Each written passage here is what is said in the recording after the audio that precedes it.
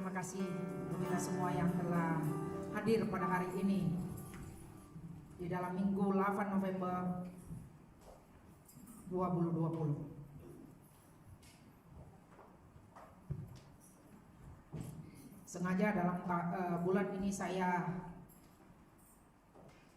lagi membahas tentang pandemi. Oleh karena beberapa minggu yang lepas kita telah disahkan menjadi zona kuning, mengingatkan kita bersama untuk kita tetap waspada. Seperti apa yang dikatakan Perdana Menteri kita bahwa kita berada di dalam gelombang yang ketiga dalam pandemi COVID-19. COVID-19 belum berakhir, meskipun kita sudah berada di penghujung tahun 2020. Oleh karena itu, saya sengaja memilih topik-topik yang kita ingin dedahkan. Meskipun pada bulan yang 4 yang lalu, bulan 3 yang lalu, saya sudah menyampaikannya dalam kondisi live streaming, di mana Anda tidak ada di kursi-kursi ini. Saya berkhotbah di depan kursi-kursi kosong. Selama kurang 3 bulan saya berkhotbah di depan kursi kosong. Itu mengingatkan saya begitu hancurnya hati saya. Karena saya bukan berlatih berkhotbah. Dulu pernah saya berlatih berkhotbah ketika saya belajar. Tetapi kali ini sangat-sangat sedih hati saya karena saya berkhotbah di depan kursi-kursi kosong. Sehingga saya mengimbas kembali peristiwa Maret sampai dengan Mei pada bulan yang lepas. Sehingga karena kondisi daerah kita berada di dalam zona kuning, sehingga saya mau mengangkat, mengarahkan hati kita kepada karya kebaikan atau kebaikan Allah. Sejak bulan Maret yang lalu sampai pada saat ini, Anda masih ada dan saya masih ada. Dan saya mau kita memfokuskan hanya kepada kebaikan Allah, bukan kepada COVID-19. Ada satu buku yang saya baca yang dituliskan oleh C.S. Lewis, seorang teolog dan apologis Kristen yang ternama. Dalam bukunya The Problem of Pain, dia menyatakan bahwa Allah kita berbisik ketika kita berada dalam kondisi yang senang. Berbisik kepada kita, menyatakan sesuatu yang penting dalam kehidupan kita ketika kita berada dalam kondisi zona nyaman. Tetapi dalam buku itu dia berkata, ketika manusia itu berada dalam penderitaan dan pergumulan yang hebat oleh karena sakit penyakit,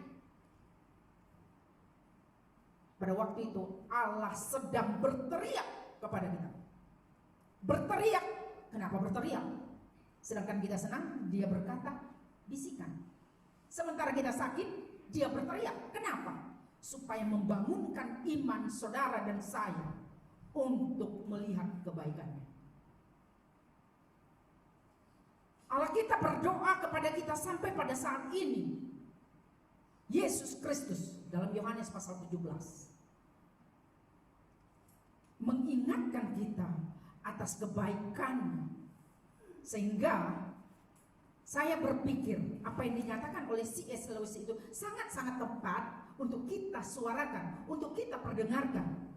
Ketika kita berada dalam kondisi menderita, Allah sedang berteriak kepadamu, membangunkan imanmu, percaya kepada Tuhan.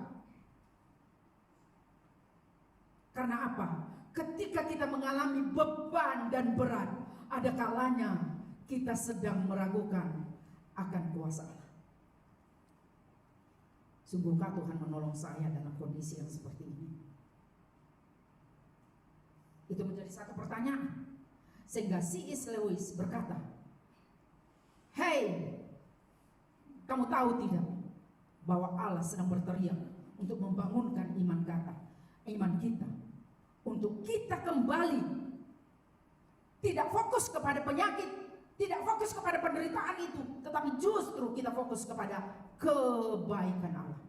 Oleh karena itu, saya ingin membawa kita karya baik Allah di tengah pandemi. Untuk membahas topik ini, saya ingin memberi kepada kita satu pemahaman. Apa arti kebaikan dan karya baik Allah? Pembelajaran apa yang kita dapatkan selama pandemi tentang kebaikan Allah? Dan bagaimana kita dapat menikmati kebaikannya meskipun penderitaan belum berakhir? Dan ini membawa saya untuk meneliti kira-kira kebaikan Allah itu yang seperti apa, supaya apabila kita berada dalam kondisi yang tertekan, baik secara ekonomi, oleh karena kita tidak mempunyai lagi pendapatan salary yang setiap bulannya kita terima, tetapi kita sedang berada dalam kondisi pergumulan ekonomi dan segala sesuatunya, mari kita lihat kebaikan Allah, supaya apabila kita sampai kepada kebaikannya itu, kita mengerti bahwa Tuhan sedang membentuk kehidupan kita. Saya membacakan satu ayat dulu sebelum saya menyampaikan firman Tuhan ini. Mari kita baca Ratapan 3 ayat 23. Ratapan pasal 3.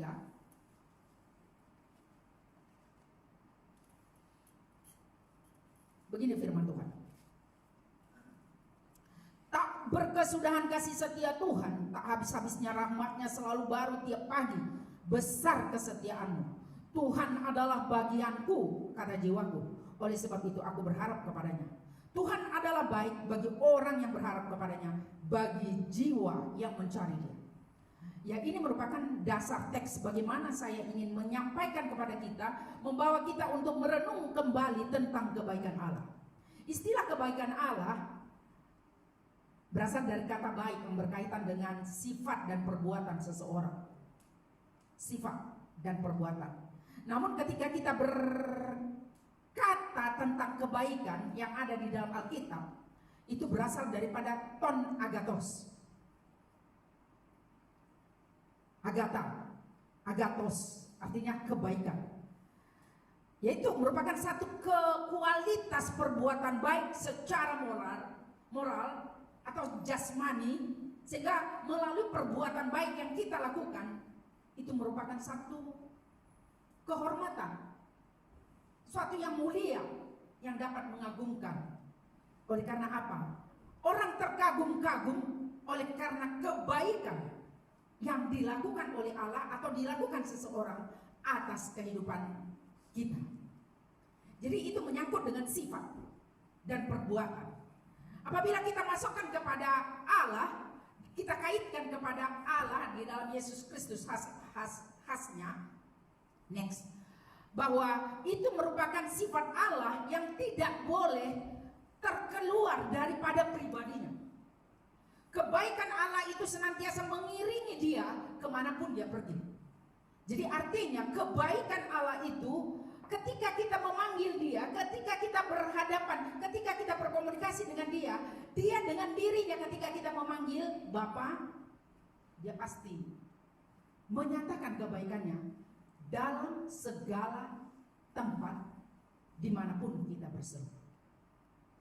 Kebaikannya adalah merupakan ciri khas hidupnya, sifatnya. Tuhan Allah kita mempunyai dua sifat. Dua sifat secara ada banyak sifat ya. Sifat moral dan sifat semula jadi. Apa namanya sifat semula jadi? Sifat natural yang dimiliki oleh Allah itu sifat semula jadi, Anda dan saya tidak boleh ambil, karena dia adalah sifat semula jadi Allah ada di dalam diri Yesus Kristus. Tetapi sifat moral dia kita perlu miliki. Kebaikan itu sifat moral.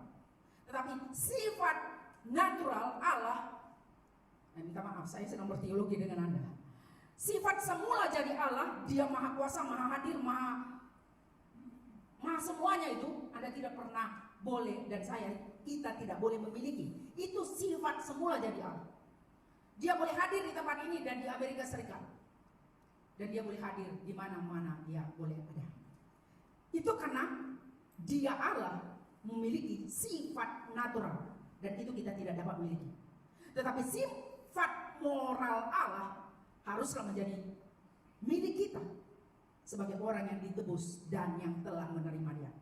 Oke, dalam hal ini Tuhan berkata dalam Nahum pasal 1 ayat 7, Tuhan itu baik, Ia adalah tempat pengungsian pada waktu kesusahan. Ia mengenal orang-orang yang berlindung kepadanya. Saudara, saya ingin mau menjelaskan ayat ini. Mengapa Tuhan itu kita berkata baik? Tidak itu hanya sebagai slogan yang selalu kita ungkapkan, God is good. Selalu itu jawabannya kan? God is good all the time God is good. Ya, itu hanya sebagai slogan. Saya berkata, boleh jadi. Tidak hanya, jangan sampai hanya sekedar sebutan semata-mata, tetapi kita mengalaminya. Karena apa? Itu sifat Allah yang perlu kita alami sebagai orang yang percaya.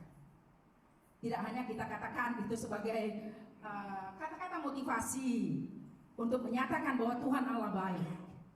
Kalau Tuhan Allah baik, maka kita harus menyaksikan kebaikannya. Saya agak sedikit ragu ketika setiap perjamuan kudus kita minta, mari kita mengkongsikan kebaikan Tuhan. Tak banyak orang datang. Saya ragu sedikit lah ya, minta maaf. Sengaja saya berpikir, adakah jemaat BM Glory ini tidak mengalami kebaikan Tuhan ya? Kalau kita mengalami, kita senantiasa akan memperdengarkannya. Karena apa? Kebaikan itu merupakan satu sifat yang patut ada di dalam diri kita untuk menyatakan kebaikan Allah. Sehingga kebaikan Allah itu perlu diperdengarkan kepada setiap orang, supaya orang lain terdorong hatinya untuk mempercayai Yesus Kristus yang adalah Allah. Tidak hanya sekedar kata-kata yang kita ungkapkan, God is good all the time. Tetapi kita harus mengamalkannya dan mengalaminya. Karena memang Tuhan itu baik, meskipun saya menderita oleh karena 1, 2, 3, tetapi kebaikannya tetap saya nikmati. Ada amin. Saya berpikir, saya mau melihat bulan depan nanti kita akan mengadakan perjamuan kudus juga. Mau memberangsangkan tentang kebaikan Tuhan yang telah kita terima. Anda ada pada hari ini di tempat ini oleh karena kebaikan Allah. Betul tidak? Ya, kalau tidak sudah ada di hospital sana. Ya kan? Saudara, kebaikan Allah yang perlu kita lihat. Jika Tuhan itu baik, maka kita harus memperdengarkan kebaikannya hari lepas hari. Lalu, pembelajaran apa yang perlu kita terima semasa pandemi ini tentang kebaikan Allah? Saya berpikir ya, saya renung-renungkan juga tentang pandemi. Ya, manusia itu rapuh. Ternyata manusia itu rapuh. Rapuh artinya fragile, itu mudah pecah.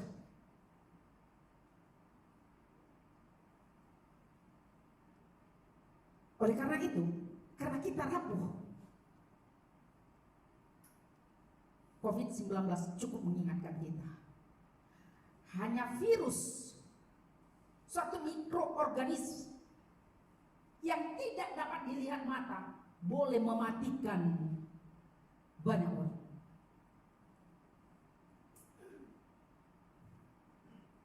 Dan tidak itu terjadi hanya di dalam satu negara, tetapi di seluruh negara. Kenapa dia boleh berlebak begitu cepat? Hanya mikroorganisme yang tidak dapat dilihat. Ya, kalau saya lihat, kamu memperlihatkan gambar-gambar virus itu kan, itu sudah diperbesar melalui berapa banyak, melalui mikroskop. sebenarnya itu tidak dapat dilihat oleh kasat mata. Tetapi dia cukup mematikan. Buktinya berapa ribu orang yang telah mati di dalam negara-negara yang telah. Mungkin saya berpikir di Wuhan sendiri mungkin tidak disuarakan atau tidak diluar-luarkan berapa ribu orang mati, berapa puluh ribu. Tetapi cukup mematikan bagi saya. Virus itu berbahaya. Itu mengingatkan kita bahwa manusia yang diciptakan oleh Allah di dalam Ayub pasal 14 berkata, manusia yang lahir dari perempuan singkat umurnya dan penuh kegelisahan. Itu mengingatkan kita sebagai manusia bahwa kita ini adalah rapuh, tidak teguh, tidak ada batas-batas yang Tuhan tetapkan bagi kita untuk hidup. Ya, dalam kebaktian duka kemarin, di dalam anggota kita yang Tuhan, orang tuanya yang telah dipanggil oleh Tuhan, saya memperdengarkan bahwa batas-batas manusia untuk hidup ditetapkan oleh Allah. Kita tidak, dan kita yang hidup hari ini tidak akan pernah hidup selamanya dalam bentuk jasmani yang ada kita miliki. Tapi ada batasnya. Oleh karena ada batasnya, maka kita perlu menikmati kebaikan Tuhan semasa kita boleh hidup. Saya hanya berpikir, kenapa kita boleh bertahan? Semua itu karena anugerah Allah. Semua itu karena kebaikannya, karena karyanya atas hidup Anda dan hidup saya, hidup kita. Jadi apabila kita terdedah dengan perkara yang seperti ini, mari kita melihat kebaikan Tuhan. Karena Allah sanggup, Allah ada, karya baiknya senantiasa ditujukan kepada orang-orang yang mengasihinya. Tuhan mau supaya apabila kita berada di dalam keadaan yang kondisi apapun, memang kita tidak mengalami pandemi COVID-19, tetapi oleh karena COVID-19 ini telah mengakibatkan kita mengalami tekanan, kita tidak punya pekerjaan dan sebagainya dan sebagainya. Ingatlah, saya ingin mau mengajak kita, mata Tuhan tertuju kepada orang-orang yang takut akan Dia, yang senantiasa berharap kepada kasih setia-Nya. Tuhan memperlihatkan, Tuhan perhatian Tuhan ada pada kita masing-masing. Meskipun kita berada dalam keadaan orang lain mungkin pastor sendiri pun minta maaf kepada Anda. Saya tidak ada juga rasa-rasa worried, saya minta maaf. Saya masih manusia biasa.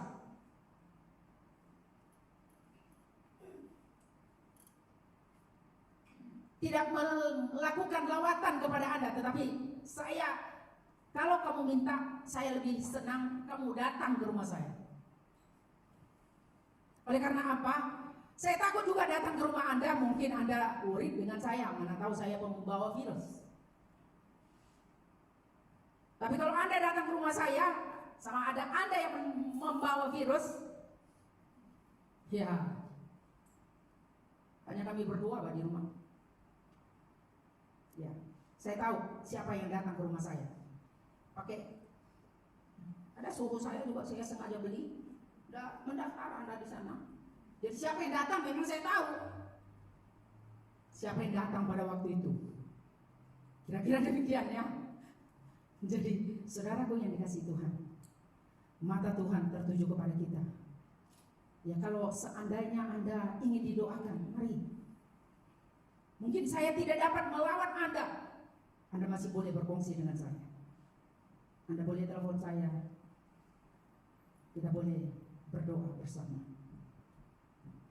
Yang kedua, melalui pandemi menyadarkan kita bahwa manusia itu semua sama. Yang membuat manusia dapat bertahan bukan karena kondisi hidupnya, dia strong, dia hebat, dia dia apa namanya itu, orang yang jin itu yang nampaknya tuh ya, kira-kira begitu, sehat betul lah konon. Bukan karena status sosialnya, sama ada dia rohaniawan atau tidak pun rohaniawan, semuanya mati, Bang. Jadi salah kalau saya berkata, itu COVID tak bertahan kepada hamba Tuhan. Siapa bilang? Jangan mengada-ngada. Sama pastor nggak boleh dia, karena Tuhan yang menyertai saya. Pastor banyak betul hamba Tuhan yang meninggal. Itu salah persepsi. Artinya COVID-19 tidak memandang siapa Anda. Mau ada orang kaya, banyak orang kaya yang meninggal karena COVID. Kaya, miskin, tua, muda, rohaniawan atau tidak, dia tetap kalau memang kena virus itu game. Artinya, saudara, salah bukan? Itu sebabnya perdebatan ada di Indonesia oleh karena berkata rohaniawan itu, semua COVID itu tak kena kepada dia. Bahkan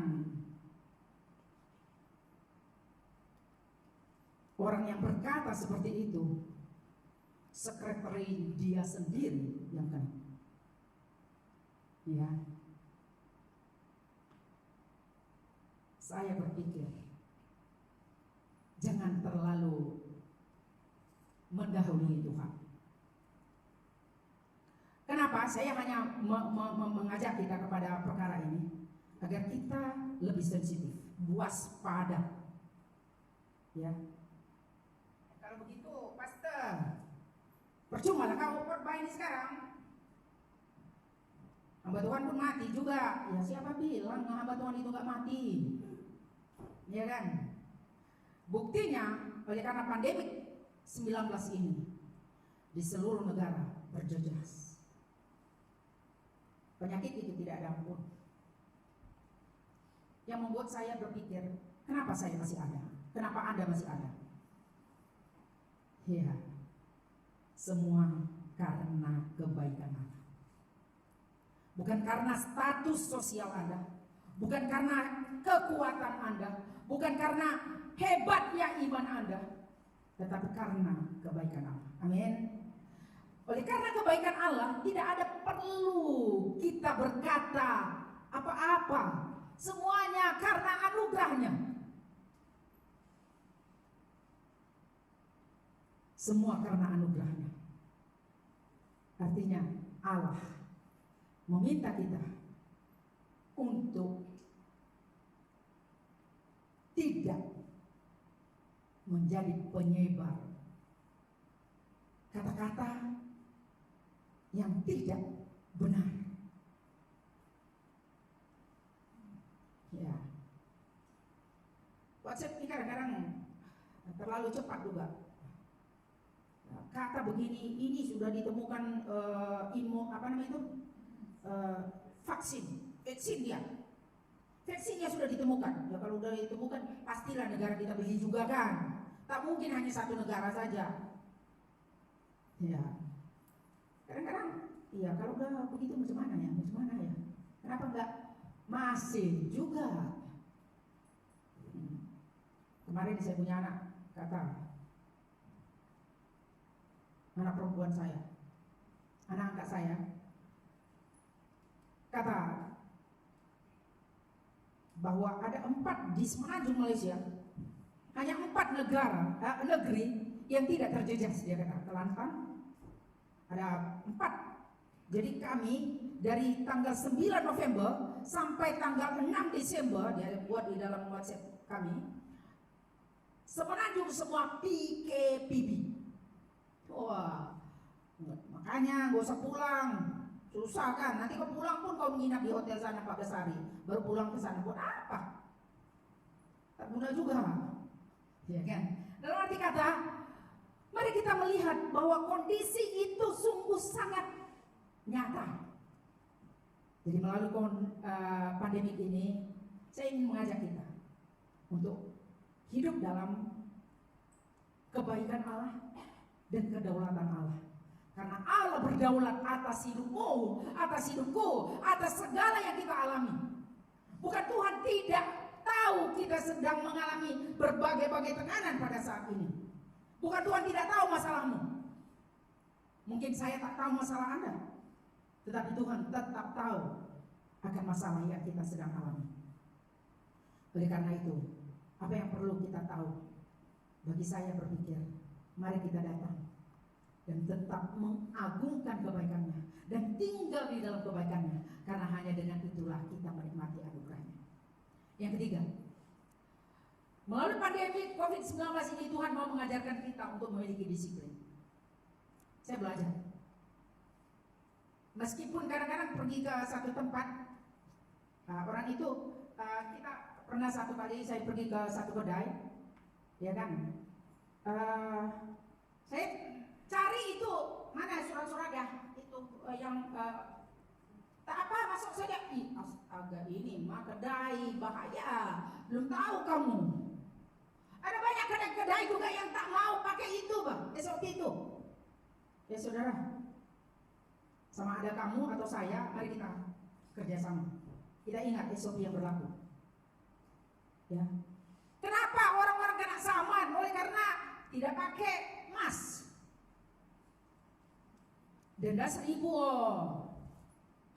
Tolong kita dedahkan terus kepada paling tidak community kita yang kecil itu, keluarga kita yang kecil itu, jangan tidak pakai mask. Ya. Jaga jarak. Memang itu kondisinya yang telah diberlakukan kepada kita. Kita harus ikuti. Sebenarnya yang Tuhan mau dalam kondisi pandemi ini, kita disiplin. Mengajar kita disiplin. Kenapa? Saya ingin bacakan kepada saudara. Amsal 3 ayat 11 berkata begini. Hai anakku, janganlah engkau menolak didikan Tuhan dan janganlah engkau bosan akan peringatannya. Ya. Tuhan sudah berfirman bahwa supaya kita disiplin. Tetapi ya harus dengan cara ini mungkin kita diatur untuk disiplin.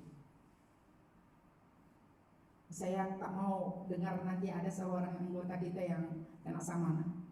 Saya rasa saya sudah memperingatkan lebih dahulu lah.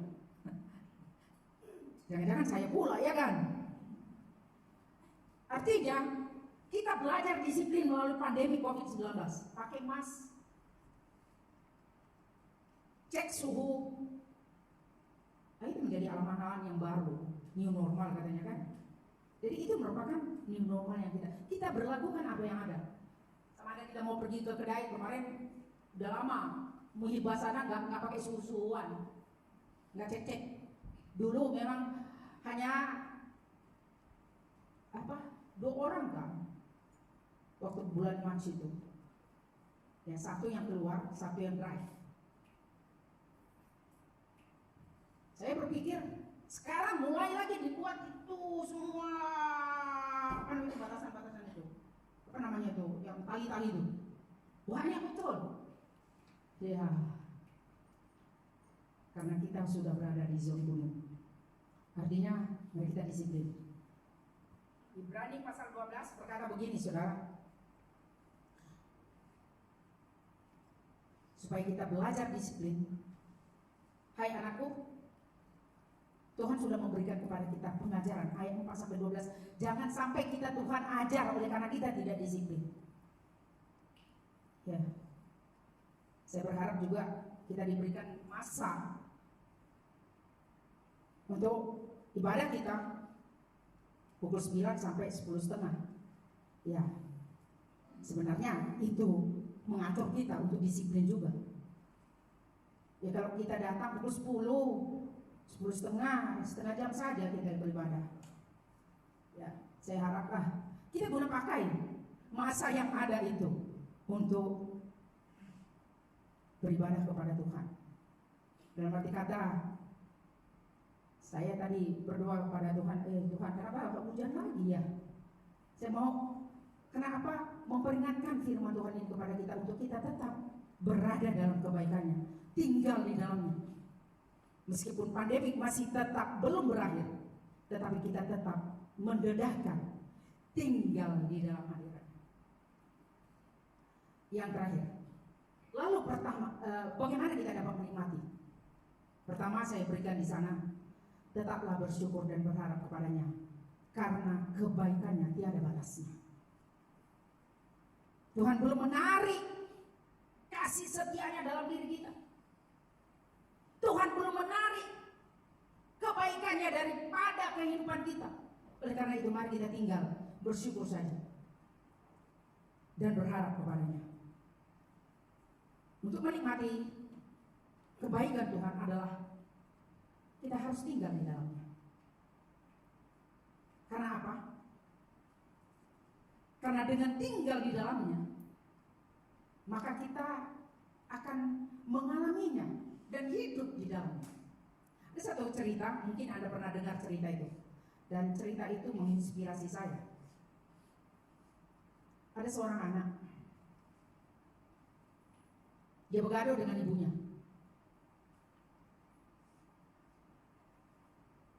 Karena dia bergaduh dengan ibunya, dia meninggalkan rumah. Dia meninggalkan rumah, dia tidak tahu kemana tujuannya. Sementara dia tidak punya uang, dia lapar. Dan kemudian ini terjadi di Indonesia. Karena ceritanya ada bakso. Pernah dengar bakso ya? Di Indonesia itu ada orang yang pakai kereta gini ya. Bakso, bakso gitu ya, di jalan-jalan. Supaya Anda nggak cari gitu ya, nggak ada ceritanya di Malaysia, nggak di antara kita gitu maksud saya. Jadi anak ini ketika dia lihat itu bakso, dia mau makan, tapi uangnya tak ada. Jadi si ibu ini lihat itu anak, dia tengok udah air liur dia nak ambil bakso itu lah benar-benar, tapi nggak ada uang. Baru yang pemilik bakso itu dia berkata, "Hai nak, kamu mau bakso gak?" Dia cakap, "Iya, tapi saya tak ada uang." Dia cakap, "Tak apa, saya membagi kamu bakso." Kemudian biasanya kan yang bakso-bakso di pinggir jalan ya, kalau Anda belum ke Indonesia nggak, cerita ini susah bagi kita untuk memahaminya. Kami kadang-kadang bakso yang di tepi jalan itu hanya ada satu kursi yang papan macam itu ya, dia duduk di situ saja gitu ya. Jadi ditengok ibu nih, "Kenapa kau nangis?" Dia cakap. "Apa nggak nangis?" Dia cakap. "Saya rasa terharu. Saya nggak kenal kamu, kamu kasih saya bakso." Dia cakap. "Tapi saya punya ibu, dia usir saya." Dia cakap. "Wah, anak," katanya, "mengapa kau berpikir seperti itu? Tidak. Kamu rasa bersyukur ketika saya memberikan bakso kepadamu, padahal saya baru kamu kenal. Kamu rasa terharu karena saya memberi bakso sepinggan sama kamu. Kamu rasa terharu karena pemberian saya. Kamu tahu tak?" Dia kata, "Ibumu setiap hari menyediakan makanan untukmu. Bukan hanya bakso dia beri. Dia beri kasihnya kepada kamu. Waktu kamu sakit dia pelihara kamu." Ternyata sang tukang bakso ini masih brainwash dia lah ya kan. Bertahun-tahun ibumu masak sama kamu. Adakah kamu pernah terima kasih tak? Baru saya kasih bakso sama kamu sepinggan saja. Kamu begitu terharu karena saya beri. Tetapi selama ini kamu hidup dengan emak kamu, bukan hanya bakso yang kamu terima." Ya, bagus juga di brainwash dia. Rupa-rupanya betul juga. Dia rasa bersalah.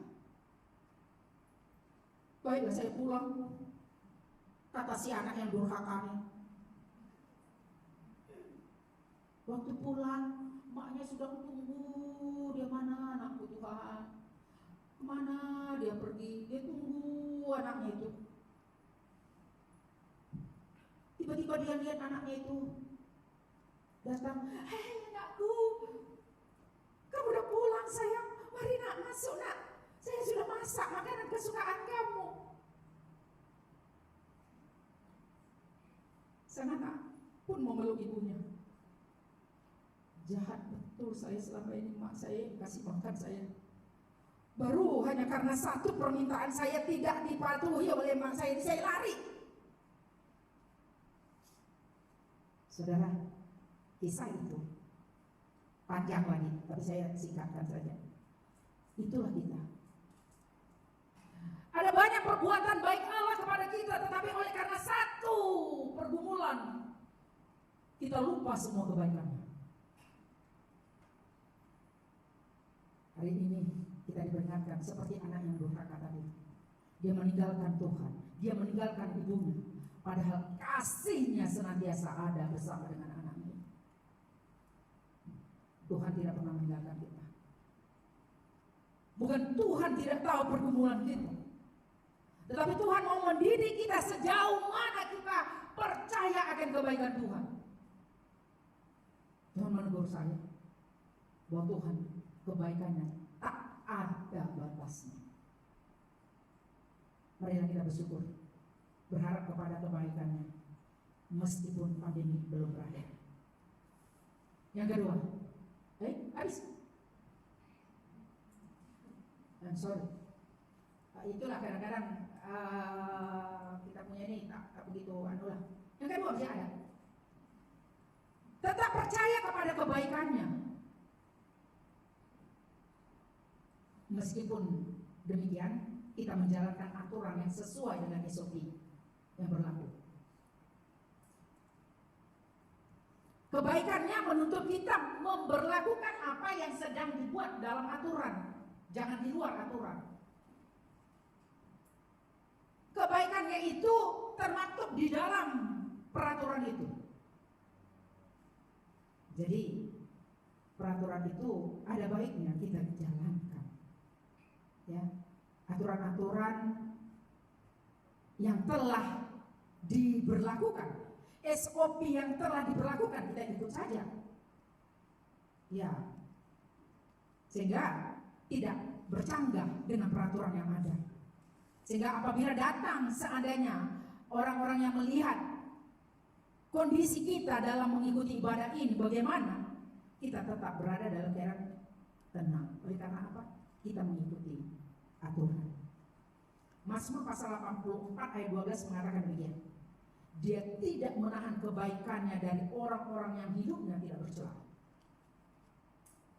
Artinya, tuntutan kebenaran firman Tuhan harus menjadi keutamaan kita. Jangan hidup bercela. Dalam arti kata, peraturan tetap kita amalkan. Itu menjadi keharusan. Karena kalau tidak ikut aturan, maka ada hukuman. Jadi ketika kita percaya kepada kebaikan Tuhan, maka Tuhan tidak saja melindungi kita. Dalam Mazmur pasal 85 ayat 13 dia berkata, dia berjanji akan memberkati negeri yang kita diambil. Oh, saya begitu, lihat ini saya klaim terus. Saya berkata kepada Tuhan, Tuhan selamatkan negeri kami. Artinya ini merupakan tanggung jawab kita untuk berdoa kepada Tuhan, untuk kita yang tinggal di dalamnya tetap terpelihara. Allah kita adalah Allah yang berjanji. Janjinya tetap ya dan amin. Oleh karena itu, mari kita tetap mengimani untuk tetap hidup, percaya, berharap kepada kebaikannya. Karena kebaikannya itu memberikan kepada kita janji yang akan memberkati negeri yang kita lihat. Yang terakhir, ya pun ada di sana kan, tetap berbuat kebaikan kepada setiap orang. Ya, tetap melakukan kebaikan kepada setiap orang. Jadi kebaikan Allah itu tidak hanya sampai kepada diri kita, tetapi kita tetap berikan kepada orang lain kebaikan itu. Itulah sebabnya kita punya cross itu, kasihilah Tuhan Allahmu dengan segenap hatimu dan kasihilah sesamamu manusia. Artinya kebaikan yang kita alami bersama dengan Tuhan tidak hanya berhenti dengan kita, tetapi kita sharingkan kepada orang lain. Jadi jangan tak memberikan cerita apa kebaikan Tuhan yang Tuhan sudah berikan kepada kita kepada orang lain. Kadang-kadang itu tidak hanya sekedar khotbah. Khotbah itu direct kepada kita saja. Tetapi apabila ada impactnya daripada kita, hasil daripada yang kita alami bersama dengan Tuhan, itu kadang-kadang lebih berbicara kuat karena kita mengalaminya. Jadi jangan menahan, Amsal 3 ayat 27 berkata, janganlah menahan kebaikan daripada orang yang berhak menerimanya, padahal apa yang dia minta itu ada pada Anda. Jangan menahan kebaikan, beri saja. Kebaikan itu adalah merupakan sifat moral seseorang dan sikapnya dalam kehidupannya. Ya, kenapa saya berkata begitu? Nah, coba kita bayangkan kebaikan Allah ini. Kita pikirkan apa yang kita pikirkan tentang orang-orang yang bekerja sebagai frontliner. Mereka berjuang untuk nyawa orang-orang yang sedang mengalami pandemi. Saya punya nis kemarin berkata, tolong doakan saya. Saya baru pukul 10 ini baru keluar daripada bilik COVID-19. Saudara, perbuatan baik. Coba kita pikirkan apa yang kita rasakan ketika orang-orang berada di hadapan sana membela nyawa orang-orang yang sedang bertarung nyawa oleh karena COVID. Itu pasti berbeza ketika kita berada di dalam berbuat dosa. Mungkin kita tanyakan kepada orang-orang yang bekerja sebagai frontliner, pasti salah satu jawaban mereka, ada damai ketika kita menolong orang sesama kita. Ada damai sejahtera yang melingkupi, meskipun saya harus waspada, harus was-was, tetapi ada damai yang datangnya bukan dari diri sendiri, tetapi dari Tuhan karena saya menolong orang lain. Saudara, itu pasti berbeza. Ketika kita berbuat dosa, damai itu tidak akan pernah ada dalam diri manusia. Mari kita melakukan perbuatan baik. Oleh karena apa? Karena damai itu akan berkuasa dalam hidup kita, meskipun kita berada di dalam kondisi yang sedang mengalami berbagai pergumulan. Oleh karena itu, saya ingin membawa kepada kita pengalaman-pengalaman yang betul-betul merangsangkan kita untuk mengalami Tuhan. Dosa membuat kita jauh daripada Allah, tetapi menolong, memberikan kebaikan kepada orang lain, mendatangkan damai sejahtera kepada kehidupan kita.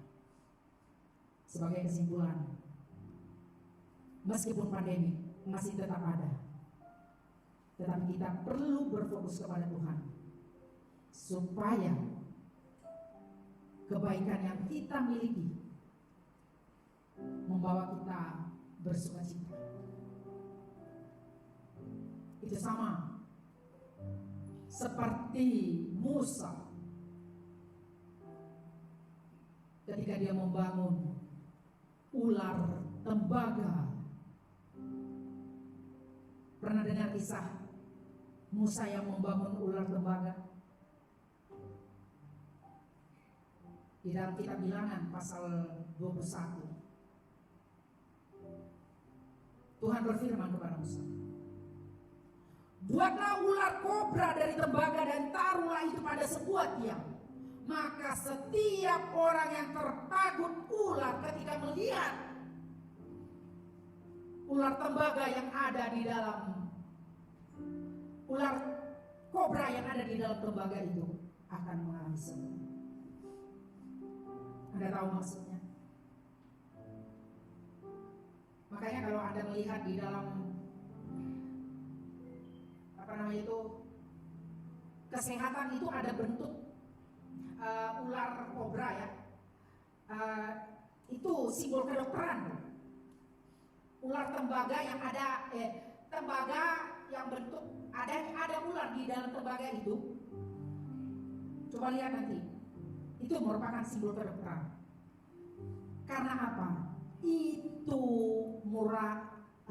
Itu adalah menceritakan setiap orang yang melihat kepada Yesus Kristus, dia akan selamat.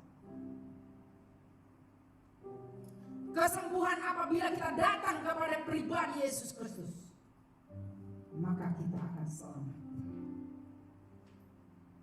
Itu bukan sekadar nubuatan, tetapi itu bentuk keyakinan kita. Pandemi COVID-19 belum berakhir, tetapi yang Tuhan mau, mari kita fokus. Sehingga ketika Musa berkata, orang-orang yang dipagut ular melihat kepada ular tembaga yang dibangunnya, semua mereka selamat. Sama hal dengan kita pada saat ini. Setiap orang yang melihat kepada fokus kepada Tuhan, apapun kondisi Anda, maka Tuhan akan memberikan kelegaan kepada kita. Mari kita tunduk kepala. Kita datang kepada Tuhan. Apa yang membuat engkau jauh daripada Tuhan? Apa yang membuat engkau khawatir terhadap kondisi yang ada pada saat ini? Tuhan ingin mengangkat saudara. Pandang kepada Yesus. Lihatlah kepada anugerahnya yang ajaib. Dia adalah Allah yang baik. Kebaikannya tak terbatas. Mari datang di hadapannya. Karena Tuhan mendengar segala seru doa. Mari kita berdoa bersama-sama. Katakan apa yang kau minta pada hari ini. Katakan permohonan Anda kepada Tuhan hari ini. Jangan malu berkata kepadanya karena Dia mendengar segala doa kita. Mari dengan suara yang besar kita berdoa di hadapan Tuhan. Bapa di surga, terima kasih.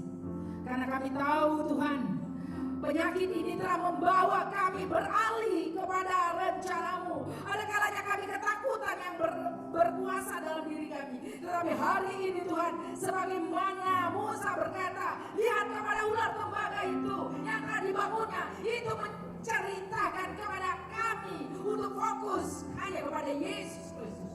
Sehingga Bapa di surga, apapun yang sedang kami alami, kami mau melihat kebaikan Tuhan di atas semua apa yang terjadi di dalam kehidupan kami. Meskipun kemelut, meskipun penyakit, meskipun apa saja, apabila kami datang kepada Yesus Kristus, kebaikan Allah tidak ada batasnya.